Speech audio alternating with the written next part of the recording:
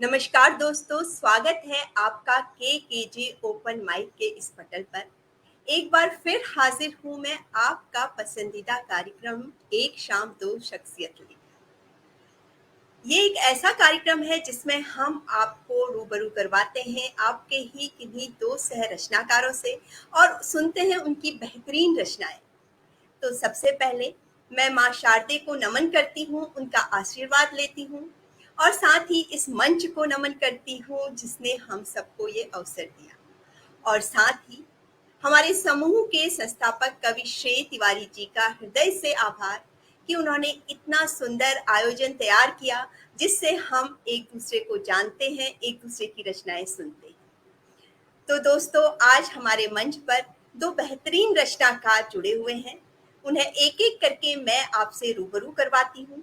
तो सबसे पहले मैं आमंत्रित करूंगी कवित्री सरिता सिंह जी को, जो गोरखपुर से हमारे साथ जुड़ी हैं। उनका एक छोटा सा परिचय देती हूँ। इनकी प्रारंभिक शिक्षा दीक्षा आजमगढ़ में हुई।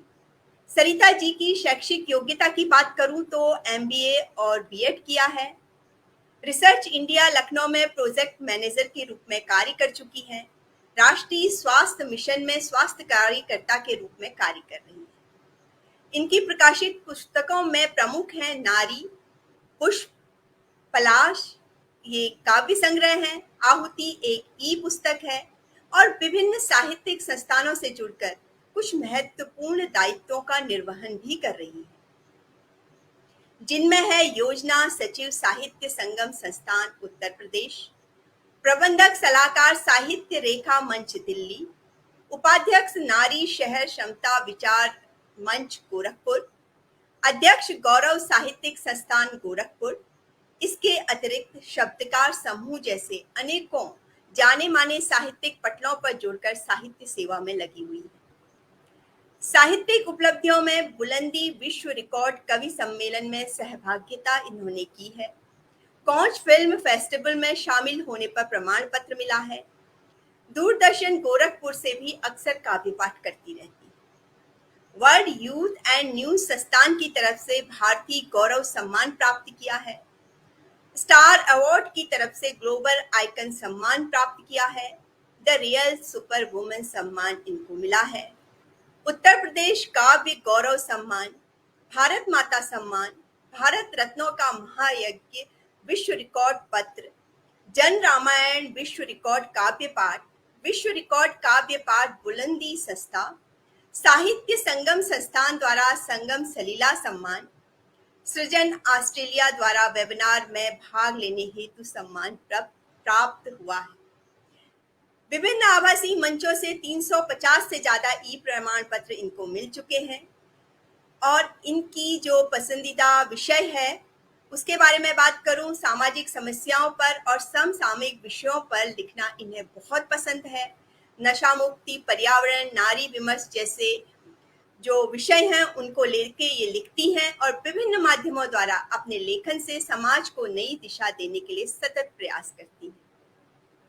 सरिता जी का स्वागत करती हूँ। हमारे समूह की कवित्री हैं सुनीता सोहनी जी की कुछ पंक्तियों से। तो सरिता जी को मैं मंच पर आमंत्रित कर रही हूँ इन पंक्तियों के साथ। शब्दों की शिल्पकार हूँ, शब्दों की शिल्पकार हूँ, शब्दों से घर बनाती हूँ, महलों से ज्यादा सुकून, महलों से ज्यादा सुकून मैं इस आशियाने में पाती हूँ। स्वागत है सरिता जी आपका हमारे इस मंच पर। हार्दिक धन्यवाद नमन करती हूँ के मंच को, जिन्होंने ये सुंदर कार्यक्रम जो है आज यहाँ पर किया हुआ है, और ऋचा जोशी जी का बहुत आभार प्रकट करती हूँ जिन्होंने मुझे इस कार्यक्रम में जो है आमंत्रित किया। बहुत धन्यवाद, आभार और गोरखपुर की तरफ से हूँ।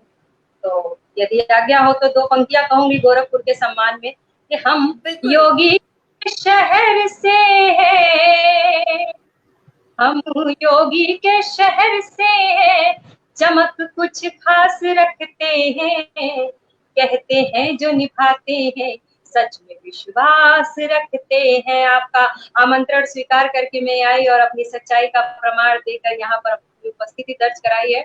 आभार आपको जो है, बहुत नमन। बहुत बहुत धन्यवाद सरिता जी, आप आई। तो शाम को आगे बढ़ाते हुए आमंत्रित करने जा रही हूँ हमारे समूह के जाने माने कवि विजय कुमार तिवारी को, जो कुमार विशु साहित्यिक उपनाम से लिखते हैं, उत्तर प्रदेश के देवरिया जिले के मूल निवासी हैं। वर्तमान में राजस्थान के बीकानेर शहर में निवास कर रहे हैं। साहित्यिक सफर के बारे में बात करूं तो कहा जा सकता है एक बहुत ही अर्थपूर्ण, प्रशंसनीय और प्रेरणादायी रहा है। अनेकों साझा संकलन प्रकाशित हो चुके हैं। साहित्य बोध पत्रिका में इनका लेखन काफी पसंद किया जाता है। इसके अलावा बाल साहित्य संकलन, काव्य कलश में मजदूर साझा संकलन, युगपथ, लोक साहित्य जैसी कई पत्र पत्रिकाओं में इनकी रचनाएं निरंतर प्रकाशित होती रहती हैं और लोकप्रिय भी हैं। इसके अतिरिक्त कई मंचों में आपको सम्मानित किया गया है, पुरस्कृत भी किया गया है। हाल में ही आपकी एक पुस्तक वयं भारत प्रकाशित हुई है, जिसके लाभांश को आपने वृद्धाश्रम को समर्पित करने का निर्णय दिया है। सर, हम दिल से आपको धन्यवाद देते हैं इस सराहनीय कदम के लिए और मैं आपको बहुत बहुत शुभकामनाएं देती हूं और आपका स्वागत करती हूं। हमारे समूह के कवि हैं कवि जेके सोनी जी की इन पंक्तियों के साथ। गीता में श्री कृष्ण ने बात कही गंभीर, गीता में श्री कृष्ण ने बात कही गंभीर, औरों से दुनिया लड़े लड़े स्वयं से वीर, औरों से दुनिया लड़े लड़े स्वयं से वीर। तो बहुत बहुत स्वागत है विशु जी आपका हमारे इस मंच पर। तो दोनों रचना इतने सुंदर शब्दों में आपने हमें आमंत्रित किया। दो लाइन से मैं, जहां ऋचाएं रची गई हैं, जहां वेद का पाठ हुआ, गुरु गोरक्ष का धाम है न्यारा, गोरखपुर में वास हुआ। विजय पताका है लहराई, योगी के सानिध्य जहां, बहती गंगा कलकल धारा, मिलती है सुख शांति वहां। मैं कुमार विशु गोरखपुर की पावन धरा से आपके सामने मैं उपस्थित हुआ हूं। मुझे आप सभी लोगों का आशीर्वाद चाहिए, बाकी मुझे आपसे कुछ भी नहीं चाहिए। प्रेम और आशीर्वाद की कामना करता हूं। आज हम बहुत ही अपने आप को गौरवान्वित महसूस कर रहे हैं सर, आपको और सरिता जी को अपने मंच पर लाके। तो धर्म, ज्ञान, संस्कृत की संगम स्थली गोरखपुर की काव्य धारा के प्रवाह में बहते हैं सरिता जी और विशु जी के साथ। सर बहुत बहुत अभिनंदन आपका कुमार विशु जी। मैं बहुत अभिभूत हूँ और बहुत हर्षोल्लास का ये विषय है कि आप भी गोरखपुर से हैं और पूर्वांचल की धरती से हैं और इस साक्षात्कार में हम दोनों एक दूसरे से रूबरू होंगे, एक दूसरे के साहित्य के विषय में जानेंगे। बहुत स्वागत, अभिनंदन करती हूँ आपका आपके अपने मंच के पर। तो कुमार विशु जी, दो पंक्तियों से मैं स्वागत करती हूँ आपका, क्योंकि ये जो है जो मंच है, जैसा कि ऋचा जी ने बताया और बहुत प्रसिद्ध मंच है, इसका नाम जज्बातों के कलम के जादू के जे की। दो देखिएगा कि जज्बातों के सागर से भावों के मोती पाए हैं, जज्बातों के सागर से भावों के मोती पाए हैं, और तूफानों में दीप जलाकर हम यूं ही मुस्काए हैं, भावों की बरसातों में बंजर में पुष्प उगाए हैं, और हम जो है शब्दों के जादूगर, भावों के जादूगर। आज हम लोग यहाँ पर भावों की चर्चा करेंगे। मैंने एक आपकी एक पुस्तक मेरे संज्ञान में आ रही है, ध्यान में आ रही है, वयं भारत।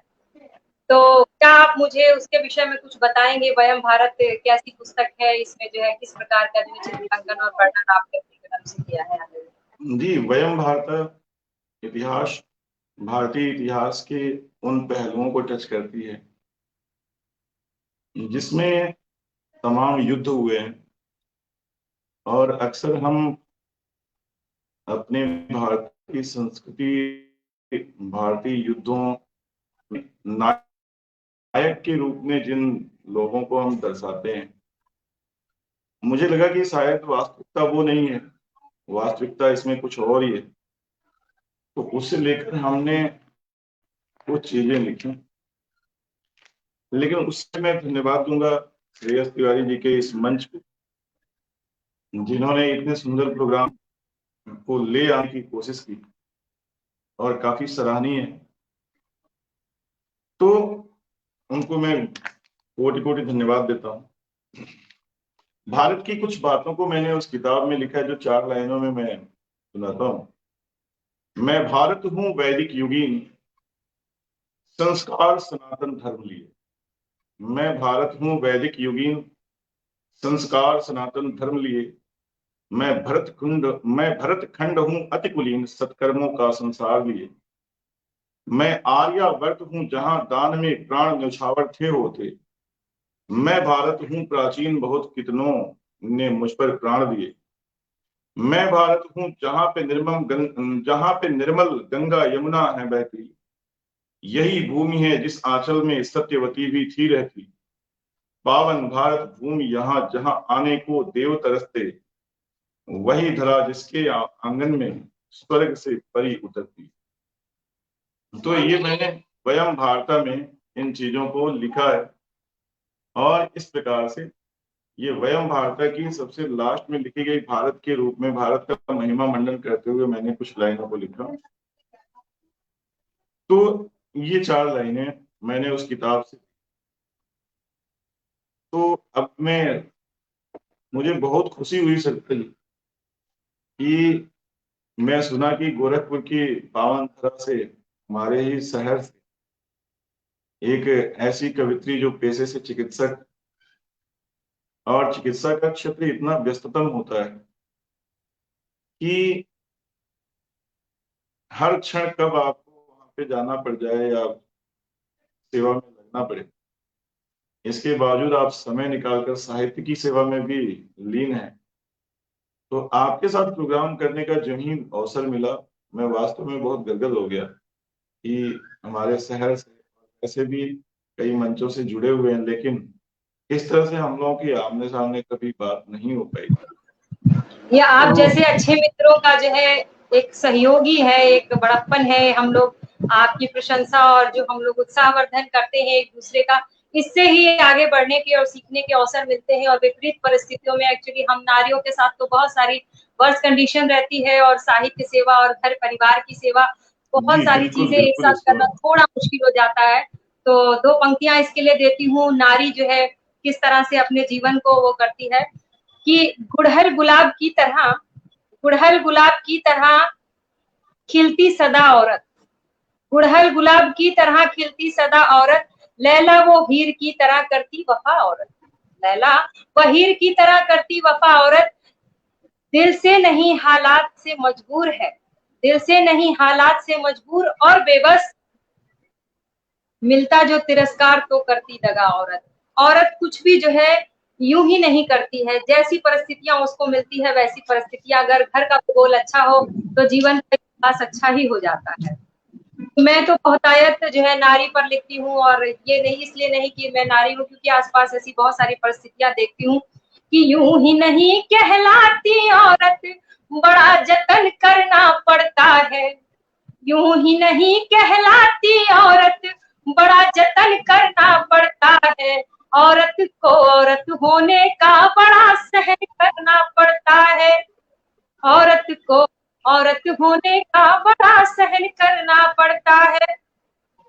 और मैं चाहूंगी कि मैं तो औरतों की बातें और ये जो है वार्तालाप करती ही रहूंगी, कुछ आप अपनी कलम से और अपने बारे में जो है कहें। और चूंकि आप भारत के इतिहास को बहुत अच्छे शब्दों में वयम भारत आपने जो है बयान किया। एक मुक्तक मुझे कुछ आंखों से गुजरा, एक बहुत अच्छा मुक्तक आपने लिखा हुआ था, उस पुस्तक पे अगर आप वो सुनाएंगे तो बहुत अच्छा रहेगा। जो युद्ध ना होने के संक्षेप में है, जी और उसके जो है बहुत अच्छी बात आपने वो लिखी है। लगभग सरिता जी, मैं साहित्य को मैंने अपनाया उस विषम परिस्थितियों में जब कोरोना काल चल रहा था। हालांकि उसके पहले भी मैं लिखता था, लेकिन उतना समय नहीं मिल पाता था। कोरोना ने वो अंदर की जो एक भावना थी उसको जगाया, और उसमें मैं लिखना शुरू किया। और लगभग हर फील्ड में लिखना मेरी थोड़ी सी एक लालसा होती है कि हर क्षेत्र में लिखें। तो थोड़ी सी मैंने गजल के लिए भी ट्राई की कि देखें लिख पाते हैं कि नहीं लिख पाते हैं। तो एक गजल मैंने लिखी, सुनिएगा, आपके सामने है, क्योंकि आप लिखती हैं, बहुत अच्छा लिखती हैं।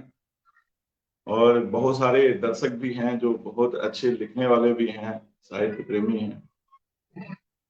तो उसमें मैंने लिखा कि इतने मुद्दत बाद मिले हो, इतने मुद्दत बाद मिले,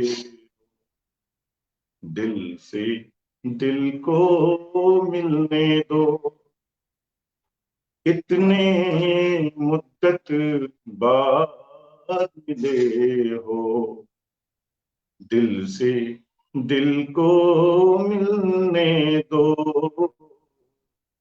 इन आँखों का खारा जल यदि, इन आँखों का खारा जल यदि बहता है तो बहने दो, इतने मुद्दत बाद मिले हो, दिल से दिल को मिलने दो, कितने गम तुम कहना पाए, दबा लिया है सीने में, कितने गम तुम कहना पाए, दबा दिया है सीने में, कहती है जो धड़कन तेरी, कहती है जो धड़कन तेरी, मत रोको अब कहने दो, कितने मुद्दत बाद मिले हो, दिल से दिल को मिलने दो, कितने सावन की बारिश में जलता होगा दिल तेरा। देखिएगा, ये विरह की वेदना को सोच करके मैंने लिखा है। कितने सावन की बारिश में जलता होगा दिल तेरा, नैनों से बहते झरनों से, नैनों से बहते झरनों से, दिल शीतल तो करने दो, नैनों के बहते झरनों से, दिल शीतल तो करने दो, इतने मुद्दत बाद मिले, दिल से दिल को मिलने दो। आगे देखते हैं, जब दोनों मिलते हैं तो लगभग लफ्ज नहीं निकलते, लेकिन आंखें बहुत कुछ बोल जाती हैं। तो आंखों की बातों को थोड़ा सा मैंने इसमें उतारा है।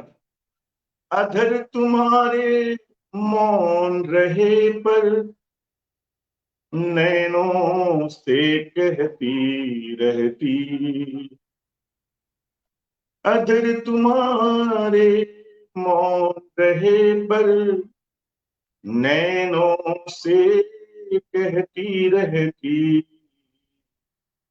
प्यारी सी मूरत को अपनी, प्यारी सी मूरत को अपनी, इन नैनों में रहने दो, कितने मुद्दत बाद मिले हो, दिल से दिल को मिलने दो।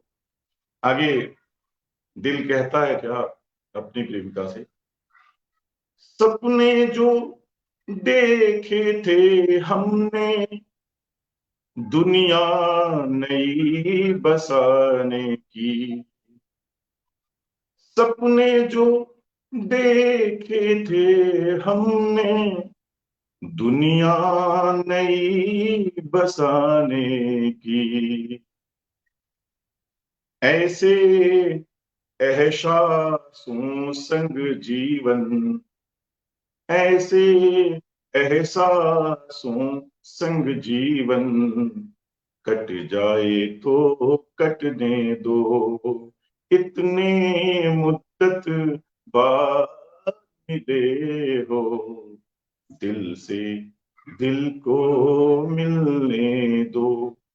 समाज में जब ऐसी प्रक्रिया आती है तो बहुत सारे कहने सुनने, इधर के ताने उधर के ताने होते हैं। तो उस पर एक संदेश है, छोड़ो सब बेकार की बातें, क्या जाने दुनिया वाले, छोड़ो सब बेकार की बातें, क्या जाने दुनिया वाले, छोड़ो सब बेकार की बातें, क्या जाने दुनिया वाले, तुम हो मेरे मैं हूं तेरा, तुम हो मेरे मैं हूं तेरा, जग कहता है कहने दो, इतने मुद्दत बाद मिले हो, दिल से दिल को मिलने दो, इन आंखों का सारा जल यदि बहता है तो बहने दो, कितने मुद्दत बाद मिले हो, दिल से दिल को मिलने दो। तो ये मेरी एक रचना मैंने लिखी थी प्रेम पर। कितनी और मुद्दत बाद में, वाह, मतलब मन जी प्रसन्न हो गया। तो गए थे वाकई, वो भाव जो थे कि जब बहुत दिनों बाद कोई प्रियजन मिलता है तो कैसा जो है उस समय समा होता है, बस आपने जो है वहां पहुंचा दिया। कि आपको सुनते हुए मुझे अपनी जो है पंक्तियां याद आ गई कि तू प्यास बहुत मेरी बन जा, बहुत मैं बन जाऊं पानी, तू प्यास मेरी बन जाए, मैं बन जाऊं पानी, लिख दिल की कलम से बन जाऊं कहानी, बन जाऊं कहानी। तो बस जब प्रेमी का मिलना होता है, युगल संयोग होता है, तो बस कुछ ऐसी ही बातें होती हैं। तो मैं चाहूंगी कि कुछ और गजलें अगर आपके पास हो तो आप जो है ले चले, हमें रूबरू कराएं तो सरिता जी, गजलों से। मैं आप नारी की समस्याओं पर आप लिखती हैं, प्रखर लेखिका, तो नारी के किन किन पहलुओं को आप टच करती हैं, इसके बारे में कुछ बताएं, और उन पहलुओं पर कोई अपनी पंक्तियों को भी इसमें गुनगुनाती रहेंगी। तो बहुत अच्छा प्रश्न आपने किया कि नारी के किन किन पहलुओं को जो है छुआ। शुरू करती हूँ रिश्तों से ही कि कहीं शहजादी है औरत,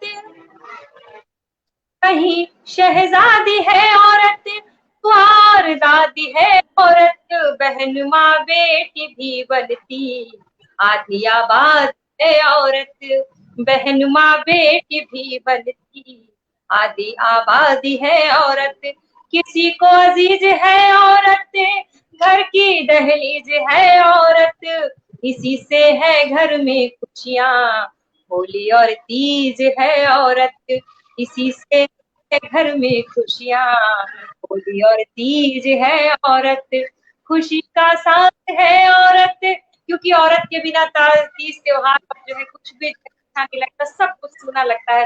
तो कोशिश की है दो पंक्तियों में ढालने की कि खुशी का साज है औरत, अदब अंदाज है औरत, करती घर में उजाला ये कि सर का ताज है औरत, करती घर में उजाला ये। और जैसे कि आज इतनी बहुत ज्यादा गर्मी पड़ रही है, तो समझिए कि अगर बहुत अजीब सा माहौल हो रहा हो और बहुत दिल बहुत दुखी हो, वैसे परिस्थिति में यदि आपकी माँ बहन पत्नी आपके पास होती है तो अक्सर जो है सुकून देती है वो बातें, उसका उसकी उपस्थिति एक सुकून भरी होती है।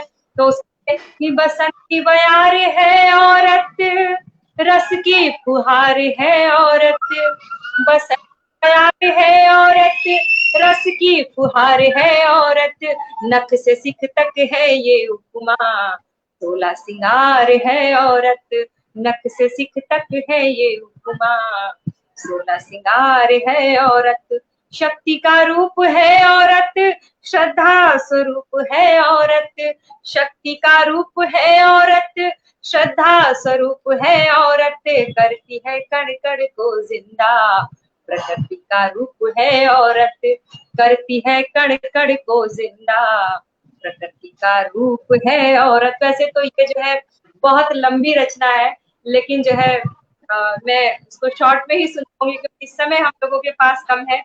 कि धूप की सेक है औरत, ये दिल से नेक है औरत, धूप की सेक है औरत, ये दिल से नेक है औरत, मोम सा दिल वो रखती है, में वाह, एक है औरत, बहुत मोम सा दिल वो रखती है, लाखों में एक है औरत। बहुत सुंदर रचना। और वैसे भी हमारे भारतीय संस्कृति में नारियों को वैदिक कालीन में सबसे उच्च पद प्राप्त थे, जिसमें गार्गी, उषा और घोषा ने वेदों की ऋचाओं को लिखा। उत्तर वैदिक युगीन में भी नारियों की व्यवस्थाएं थी। वोल्गा से गंगा लगभग सभी लोग पढ़े होंगे, जो नारी यानी कि मातृ शक्ति को प्रदर्शित करती हुई वो बुक है। और ये जब से मुगल शासन जब से आया, नादिर शाह ने पहली बार आक्रमण किया और जिसमें लगभग 1200 महिलाओं और बच्चियों को जब वो लूट करके यहाँ से ले गया था, अपने यहाँ दासियों के रूप में बनाया था, तब से पर्दा प्रथा आनी शुरू हुई। और उस पर्दा प्रथा के आने के बाद से महिलाओं की स्थितियों में लगातार गिरावट हुआ। और ये उसी की बात है कि 2021 यानी कि 21वीं सदी में महिलाओं को वो पुनः सम्मान धीरे धीरे मिलना प्रारंभ हुआ। और आपकी रचना महिलाओं पर प्रेरित है और काफी अच्छी रचनाओं को आपने प्रस्तुत किया है। और इतनी अच्छी रचना है ये कि जिसकी प्रशंसा करने के लिए मेरे पास शब्द नहीं। और बहुत ही सुंदर। नारी की बात आई है तो मैं आपको द्रौपदी की पुकार में आपको सुनाता हूँ, जिसमें कृष्ण के लिए कुछ लाइनों को इसमें आपको सुनाऊंगा। जब वो स्वागत। कृष्ण को बुलाती, कुल वधू की सभा बीच चित्कारें गूंज रही, राज सिंहासन मौन रहे, महारथी देख रहे, केस खींच ले आए दुशासन, एक नारी को मौन देव व्रत रहे, व न्याय सिंहासन मौन रहे, धर्मराज का धर्म कहाँ, पार्थ का गांडीव कहाँ, भीम मौन क्यों बैठा है, चीर विधर्मी खींच रहे, क्यों मौन है महारथी, तात कुछ तो बोलिए, धर्म पर अधर्म की ये जीत कैसे हो रही,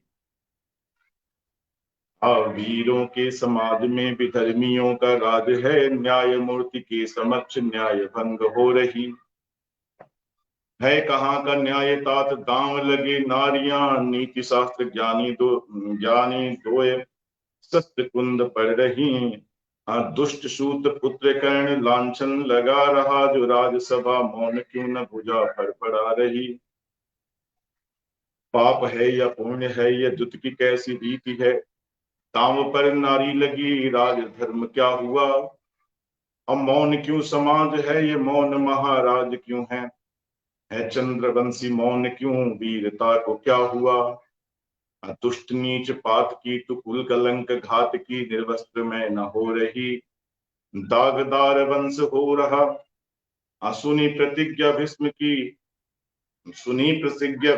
डिगे नहीं स्वधर्म से, दानमी प्रयास पर ये धर्म मौन क्यों हुआ। तो आगे सुनिएगा। जब वो कह रही है कृष्ण को कि आज कोई हाथ नहीं, आज कोई हाथ नहीं, मेरे सहायक हैं कुटिल बलशाली से सम, आज राज भी गई, नहीं कोई लाज रखे एक वस्त्र, अबला की आंसुओं की अखियों से झड़ी सी उमड़ गई, अब भूल वो संसार गई, राजसभा भूल गई, तन मन को भूल गई, मर्यादा भूल गई, अपना शरीर भूली, अंग वस्त्र भूल गई, केवल अपने सखा को याद वो कर गई। हे गोविंद प्रेम घन सर्वशक्तिमान कृष्ण, द्वारका के नाथ आप लाज तो बचाइए। अब ब्रजनाथ रमानाथ कौरवों के बीच घिरी, डूबती ही जा रही हूँ पार तो लगाइए। अब महायोगी प्राणदाता दयामय, हे मुरारी शरण तिहारे आई, हाथ से उठाइए। खींच रहा दुष्ट चीर, नहीं कोई हरे पीर, लाज रखने कृष्णा की, कृष्ण दौड़ आइए। कृष्ण में सभा हुई बेशुद्धो पुकारती, असहाय के सहाय नाथ चले आइए। हो गई अनभिज्ञ वो घटती घटनाओं से, कहती जनार्दन से आविर्भाव द्रौपदी। पांचाली पुकार रही मोहन आ जाइए, कृष्ण के जो कृष्ण हुए द्रौपदी ही कृष्ण हुई, प्रार्थना बनी पुकार देर ना लगाइए। अस्तित्व निश्चित कर तेरे शरण आई मैं, गोपाल करुणा निर्दया नाथ आइए। आओ का ना छुपे कहाँ धरती है डोल रही, कातर आर्द स्वर में दिशाएं भी बोल रही। धर्म की पताका रोए बेसुध गिरी द्रौपदी, आज नारी पुरुषों में वैभव थी खो रही। जोर जोर खींचे वस्त्र दर्प युक्त मद मस्त, कृष्णा की कातर ध्वनि शोर में है खो रही। असमझती कहाँ पीर कोलाहल युक्त सभा, सारी में द्रुपद सुधा फिरती सी घूम रही। कन खींच खींच हाँफ रहा द्रौपदी के चीर, वहां भूधर विशाल बना वस्त्र अपार हुआ। मलिन के चीर बीच बसे हों कन्हाई, जैसे निर्वस्त्र करना अब शक्ति के पार हुआ। अब वस्त्र रूप मोहन थे यज्ञ सैनी के पीर में, घमंडी दुर्योधन का घमंड विचूर हुआ। अब बढ़ता रहा वो चीर, खींच खींच थके वीर, सभा भी अचंभित सी वीर अधीर हुआ। ये मैंने द्रौपदी चीर हरण की कुछ दृश्यों को मैं एक पुस्तक के रूप में ढाल रहा हूँ। तो उससे नारी के ऊपर में इस प्रकार की एक चोट करने के जो प्रेरणादायी नारी की, पंक्तियां हैं आपकी, बहुत जी, तो सुंदर, बहुत इसमें प्रेरणादायी पंक्तियां मुझे आपने मन हमें हरण के रूप में इस पंक्ति में पहुंचा दिया एक घनाक्षरी के माध्यम से, कि हम मतलब उस हाल को अनुभव कर रहे थे कि ये क्या परिस्थितियां हो रही थी, क्या जो है द्रौपदी के चीर हरण की जो, और वो अन्याय की जो बात आपने कही, वाकई बहुत तर्कसंगत बात थी और आपकी रचना भी बहुत सार्थक रही। आपको सुनते हुए मुझे अपनी 2-4 पंक्तियां याद आई, वो भी स्त्री को ही समर्पित थे, और मैंने द्रौपदी के ही संदर्भ में लिखा था, आज की नारी को जो है इंगित है ये और प्रेषित है, सुनिएगा। चित्त में धीरज धरना नारी, चित्त में धीरज धरना नारी, मन आग नहीं लगने देना, निज गौरव सम्मान पे किंचित दाग नहीं लगने देना, निज गौरव सम्मान किंचित दाग नहीं लगने देना। कृष्ण नहीं आएंगे बचाने कलयुग में असमत तेरी, कृष्ण नहीं आएंगे बचाने कलयुग में असमत तेरी, जीवन चौपड़ में इस यौवन का भाग नहीं लगने देना, जीवन चौपड़ में इस यौवन का भाग नहीं लगने देना। ये मैं संबोधित कर रही हूँ आज की नारी को कि वो उस समय श्री कृष्ण के, क्योंकि देव जो है युग चल रहा था, कृष्ण आ गए थे बचाने द्रौपदी की अस्मत को, पर आज कोई भी कृष्ण नहीं पैदा हो रहा है जो है किसी नारी की अस्मत को बचाए। बहुत ही विरले वो इंसान होते हैं जो किसी ऐसी परिस्थिति में किसी नारी के जो है बगल में खड़े होते हैं उनका सपोर्ट करते हुए, वरना ज्यादातर लोग तो सिर्फ लाक्षण लगाने के लिए ही होते हैं। तो सिर्फ इसी को जो है मैं एक ये शुभकामना संदेश देते हुए और उनको प्रेषित करती हूँ ये कि देखिए, सिर्फ बैठने से, हाथ पे हाथ रख के बैठने से नहीं होगा, कोई कृष्ण नहीं आएंगे आपको बचाने। और एक और 2 पंक्तियों से जो है जोड़ना चाहती हूँ आपको। हृदय को कोमल रखना, मन ताप नहीं लगने देना, क्योंकि स्त्री का जो मन होता है उसकी काया होती है अत्यंत कोमल होती है, और हृदय को कोमल रखना, मन ताप नहीं लगने देना, बन जाना दुर्गा काली, बन जाना दुर्गा काली, तन पाप नहीं लगने देना, बन जाना दुर्गा काली, तन पाप नहीं लगने देना। मिलेंगे कितने ही दुर्योधन जीवन रण में ओ नारी, मिलेंगे कितने ही दुर्योधन जीवन रण में ओ नारी, चीर हरण का तन अपने अभिशाप नहीं लगने देना, चीर हरण का तन अपने अभिशाप नहीं लगने देना।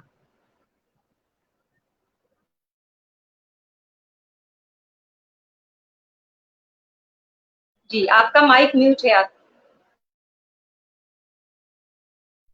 तो द्रौपदी के चीरहरण का ही उदाहरण लेते हुए आपने इतना बढ़िया ये कटाक्ष भी किया है और अपनी बातों को बहुत सहजता के साथ रखा भी है। बहुत अच्छा लगा ये सुनकर। और मैं अब आपको चांद प्रेम पर ही एक कविता है, ये चांद की चांदनी, और फिर इसको मैंने इसमें लिखा है। देख ढलने लगा है रवि धीरे धीरे, देख ढलने लगा है रवि धीरे धीरे, निकलने लगा चांद भी धीरे धीरे, सनन सन सनन बह रही है पवन, सनन सन सनन बह रही है पवन, ख्वाब सजने लगा देखिए धीरे धीरे, ख्वाब सजने लगा देखिए धीरे धीरे, निकलने लगा चांद भी धीरे धीरे। अब मैं इसकी घूंघट से तुलना कर रहा हूं। देख घूंघट से भी चांद निकला इधर, देख घूंघट से भी चांद निकला इधर, चांद शर्मा गया चांद को देख कर, चांद शर्मा गया चांद को देख कर, लेके बहुत तारों की बारात वो आ गया, लेके तारों की बारात वो आ गया, मुस्कुराने लगा चांद को देख कर, मुस्कुराने लगा चांद को देख कर, उसने घूंघट उठाया मेरे चांद का, उसने घूंघट उठाया मेरे चांद का, मिल रहे दो नयन की इधर धीरे धीरे, निकलने लगा चांद भी धीरे धीरे, निकलने लगा चांद भी धीरे धीरे, ख्वाब सजने लगा देखिए धीरे धीरे। अब देखिए, अब यहाँ चांद को नायिका के रूप में, और जब वो चांद नायिका जब प्रेमी के आगोश में आती है तो फीलिंग्स है, चांद शर्मा गया आके आगोश में, दिल धड़कता रहा ना रहा होश में, लब भी खामोश थे नैना बातें किए, लब भी खामोश थे नैना बातें किए, चांद मत होश था प्रीत की छाँव में, चांद लिपटा रहा चांदनी से यूं ही, चांद लिपटा रहा चांदनी से यूं ही, बात करता रहा रात भर धीरे धीरे, निकलने लगा चांद भी धीरे धीरे, ख्वाब सजने लगा देखिए धीरे धीरे। अब आगे जब रात बीतती है, भोर होता है, भाव विभोर कर देने वाली तो नायिका पंक्तियां। घबरा जाती है और वहां पे चांदनी को लेकर के और चांद को मिलन को लेकर के, और फिर जब सुबह भोर होती है, पक्षियों का कलरव होता है, नायिका जागती है, किस प्रकार के भाव होते हैं, उसको मैंने 4 लाइनों में बंद किया। खग के कलरव सुनी चांदनी कह उठी, खग के कलरव सुनी चांदनी कह उठी, छोड़कर चांद को चांदनी कह उठी, तुम मेरे राग हो मैं तेरी रागिनी, तुम मेरे राग हो मैं तेरी रागिनी।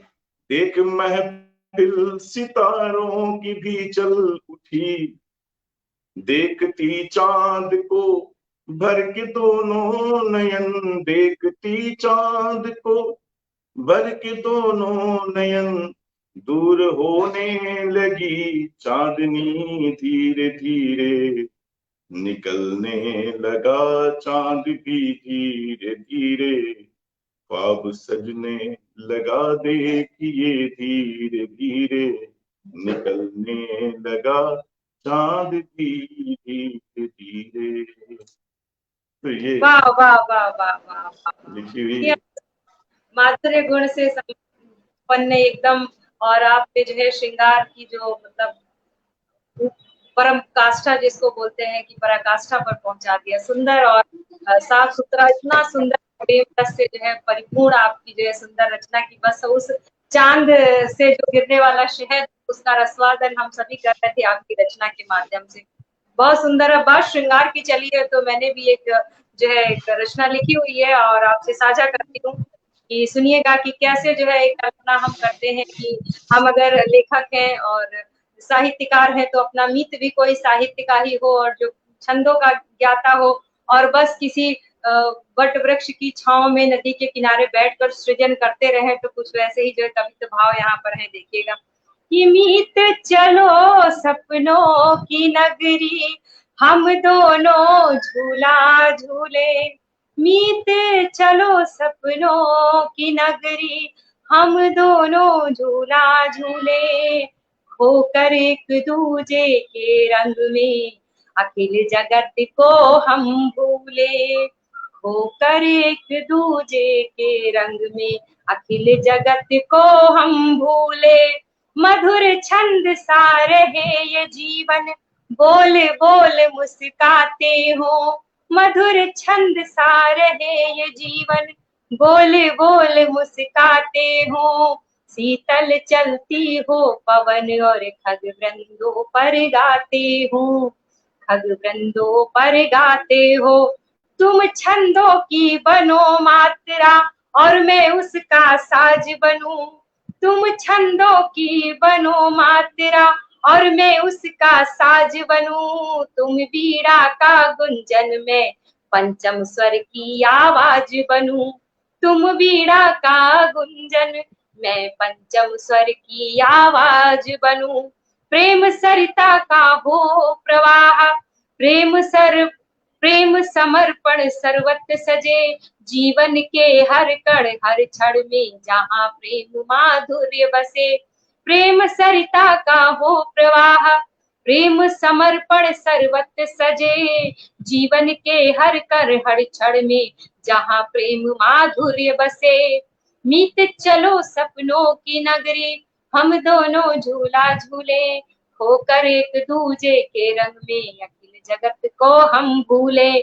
चलो वही प्रेम रचनाएं, जहाँ अमर बेल बन जाएगी। हृदय कुसुमित प्रीत हमारी, पुष्प सुमन खिल जाएगी। पुष्प सुमन खिल जाएगी। तो मैंने भी एक प्रेम पर और जो है श्रृंगारिक भाव की रचना लिखी। बहुत सुंदर आपकी ये लाइन है। और ये मैं आपसे ये कहूंगा कि आज की जो नारी है, जिसके बढ़ते कदम निरंतर आगे की ओर चल रहे हैं, तो निश्चित रूप से आपने इस नारी के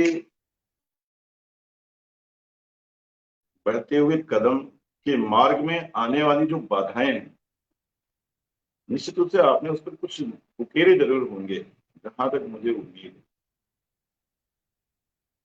तो उन बाधाओं को देखते हुए जो भी चार लाइनें आपने उकेरी हों या इससे रिलेटेड जो आपने कविताएं लिखी हों, निश्चित रूप से उसको सुनाइए। और जी हाँ, तो आप अपनी उस रचना को प्रस्तुत कीजिए जो नारी के बढ़ते हुए कदम में जो वर्तमान समय में जो बाधाएं उत्पन्न होती हैं उस पर। सुनाती हूँ कि आंचल में हया हाथों में जिम्मेदारी रखती है, आंचल में हया हाथों में जिम्मेदारी रखती है, घर की रखवाली बच्चों की चौकीदारी रखती है, घर की रखवाली बच्चों की चौकीदारी रखती है, उसके बिना ना मिले निवाला ना बजे मंदिर की घंटी, उसके बिना ना मिले निवाला ना बजे मंदिर की घंटी, दुनिया को रोशन करने का हुनर नारी रखती है, दुनिया को रोशन करने का हुनर नारी रखती है। हो सुख या दुख सबकी पहले तैयारी रखती है, पतझड़ में भी सावन की हरियाली रखती है, पतझड़ में भी सावन की हरियाली रखती है, प्रकृति है पोषण भी करती प्रेम लुटाती सब पर, प्रकृति है पोषण भी करती प्रेम लुटाती सब पर, घर और बाहर एक सी जिम्मेदारी रखती है, घर और बाहर एक सी जिम्मेदारी रखती है, दुनिया को रोशन करने का हुनर नारी रखती है, दुनिया को रोशन करने का हुनर नारी रखती है, कभी प्रेयसी बन कभी माँ बहन बेटी कहलाती, कभी प्रेयसी बन कभी माँ बहन बेटी कहलाती, सत्य लक्षित हो संबंध, सत्य लक्षित हो संबंध, ऐसी वफादारी रखती है, ऐसी वफादारी रखती है, आंचल में हया हाथों में जिम्मेदारी रखती है, जमाने को रोशन करने का हुनर नारी रखती है, प्रकृति परा श्रद्धा नारी, प्रकृति परा श्रद्धा नारी, नाजुक हृदय बेचारी रखती है, करे उपकार सभी पर हाथ न लाचारी रखती है, परिस्थितियां जैसी भी हो, बीमार हो या वर्षा हो, सावन हो, धूप हो, हर मौसम में जो है वो एक लड़ती रहती है, एक सैनिक की तरह खड़ी रहती है और सभी की थाली में रोटियां दे जाती है, कि जो है करे उपकार सभी पर हाथ ना लाचारी रखती है, कभी बेल फूलों की वो कभी कंटक भी सह जाए, दुख सुख जो भी हो हालात मुस्कान प्यारी रखती है, दुख सुख जो भी हो हालात मुस्कान प्यारी रखती है, और जमाने को रोशन करने का हुनर तो नारी रखती है, आंचल में हया हाथों में जिम्मेदारी रखती है। बहुत सुंदर, बहुत सुंदर। निश्चित रूप से ईश्वर ने नारी यानी कि स्त्री रूप में वो शक्ति भरी है जो इस संपूर्ण सृष्टि को चलाने की क्षमता रखती है। तो मैं अब थोड़ी सी अपने विषय को बदल करके मैं वर्तमान राजनीति के कुछ चीजों को लेता हूँ जो चल रही है, और उस पर मैंने कुछ व्यंग्यात्मक बातों को लिखने की कोशिश की है। ये मैं नहीं जानता कि कैसा लिखा गया है, लेकिन निश्चित रूप से जो दर्शक होंगे वो ये अवश्य इसके बारे में सोचेंगे और बताएंगे कि ये किस प्रकार की रचना लिखी गई। सत्तालोलुप आंदोलन से सभी स्वार्थ पूर्ति की बात करें, कहाँ राम राज्य कहाँ लोकतंत्र कैसे विकास की बात करें, सत्तालोलुप आंदोलन से सभी स्वार्थ पूर्ति की बात करें, कहाँ राम राज्य कहाँ लोकतंत्र कैसे विकास की बात करें, जहां धर्मपरायण जनता का कट्टरपंथी हत्या करते, जहां रामकृष्ण की धरती पर बाबर के गुण गाते रहते, ऋषियों मुनियों का रक्त बहे जहां मंदिर ध्वस्त किए जाते, जिस भू पर आक्रांताओं का खुलकर महिमा मंडन करते, मर गई जहां आत्मा जन की कैसे स्वधर्म की बात करें, कहाँ राम राज्य कहाँ लोकतंत्र कैसे विकास की बात करें, जहां बर्बर कट्टरता हावी हो वहां देश प्रेम कैसे होगा, जहां साजिश सपनी जैसा हो वहां युद्ध विराम कैसे होगा, वो चीर हरण मानवता का रक्षक भक्षक बनकर करते, समाजवाद का पोषक तब शोषण समाज का ही करते, जहां जाति धर्म पर रक्त बहे क्या राष्ट्र धर्म की बात करें, कहाँ राम राज्य कहाँ लोकतंत्र कैसे विकास की बात करें, जहां प्रश्न चिन्ह लगाए जाते हों जहां क्रांतिवीर सावरकर पर, जहां फूल चढ़ाए जाते हों मुगलों के नापाक मजारों पर, आजाद भगत ने धरती पर ठहराए जाते आतंकी, अफजल कसाब बुरहान जहां आदर्श बताते जनमन की, जहां राम रहे बंदरगिर में वहां न्यायानुकूल क्या बात करें, कहाँ राम राज्य कहाँ लोकतंत्र कैसे विकास की बात करें, जहां विधि विरोध करने वाले सम्मानित पद पा लेते हों, जहां विधि विरोध करने वाले सम्मानित पद पा लेते हों, जहां भ्रष्टाचारी व्यभिचारी भी सत्ता हासिल कर लेते हों, सत्ता का सम्मान जहां करती निज देश विरोधी ताकत का, सत्ता सम्मान जहां करती निज देश विरोधी ताकत का, मदिरा और मांस के दावत पर क्रय विक्रय हो वोटों का, कैसा ईमान क्या संविधान क्या राजधर्म की बात करें, कहाँ राम राज्य कहाँ लोकतंत्र कैसे विकास की बात करें। जिस धरा पे पूजित नारी हो जग जननी जगत संवारी हो, जहां चीर हरण के कारण ही रण महाभारत का भारी हो, वहां निर्विघ्न दरिंदे लूट रहे असमत हर राज दुलारी के, नित हत्या होती गर्भ में ही भ्रूण अब तो रजन दुलारी के, जहां बसा दुशासन घर घर में किससे निज प्राण की आश करें, कहाँ राम राज्य कहाँ लोकतंत्र कैसे विकास की बात करें।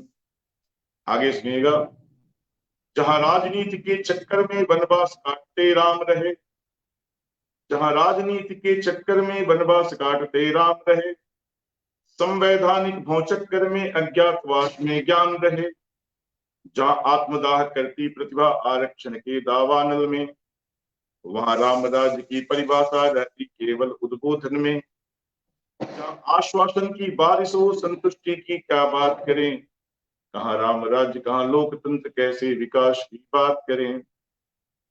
देश में दो प्रकार के लोग दिखाई दे रहे हैं, एक देश विरोधी ताकतों का समर्थन करते हुए और दूसरे देश विरोधी ताकतों के विरोध में खड़े।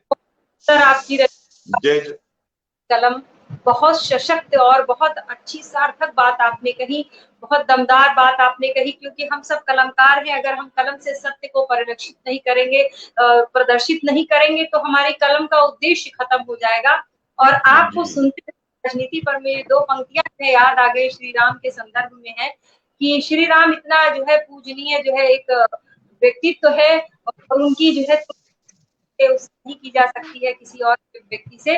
पर आज का जो दृश्य है कि राम जो है मंदिर से उठकर सत्ता की जो है उस गलियारे में भी आ गए हैं, तो दो पंक्तियां उसी पर कहना चाहूंगी कि राम सत्कार में, राम व्यवहार में, राम सत्कार में, राम व्यवहार में, राम से जग चले राम संसार में, राम से जग चले राम संसार में, चांद तारों में राम दरपदी भर में, चांद तारों में राम दरपदी वार में, अब सियासत में राम राम अखबार में, अब सियासत में राम राम अखबार में, राम से ही बड़ा काम है राम आरंभ में, राम परिणाम में, राम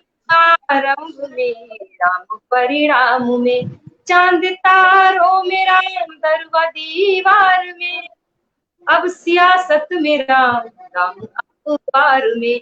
क्योंकि आजकल की जो परिस्थितियां हो गई हैं कि उसमें जो है जो राजनीतिक वो इस तरह गिरगिट के जैसे रंग बदल रही हैं कि उन्होंने भगवान तक को नहीं छोड़ रखा है।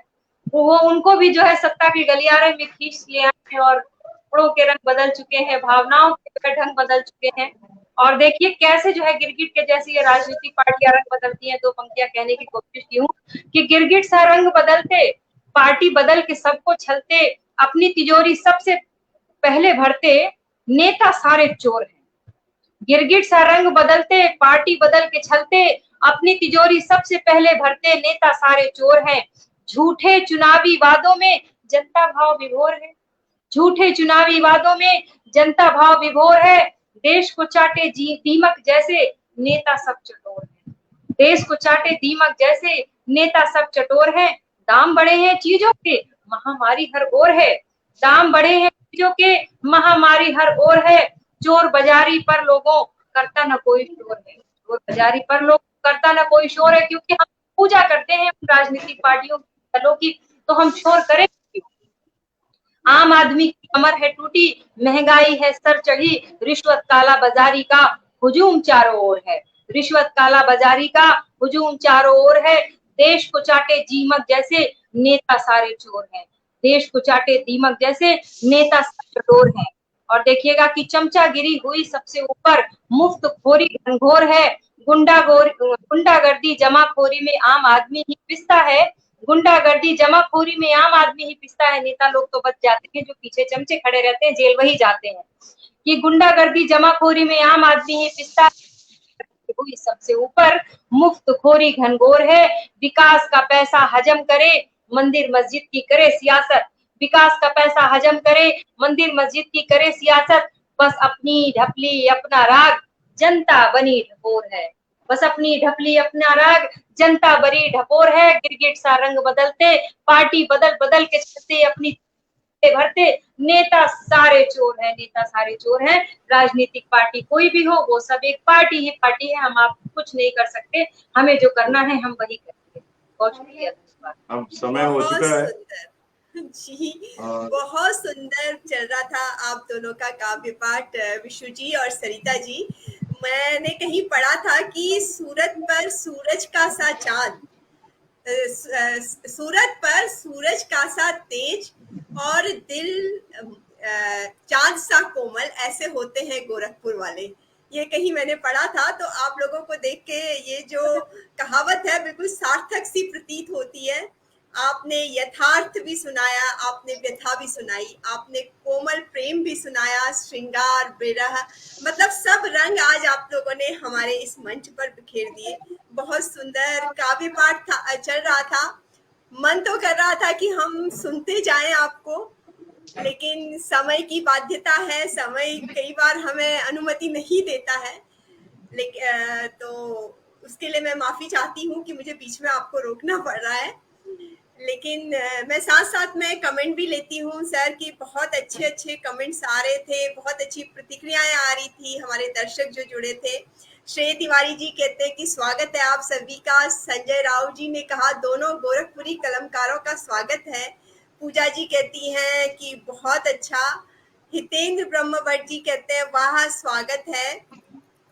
और हमारे जगन्नाथ जी आप सबका स्वागत करते हैं। नरेंद्र प्रसाद गुप्ता जी कहते हैं शुभ संध्या, आप सभी का स्वागत है।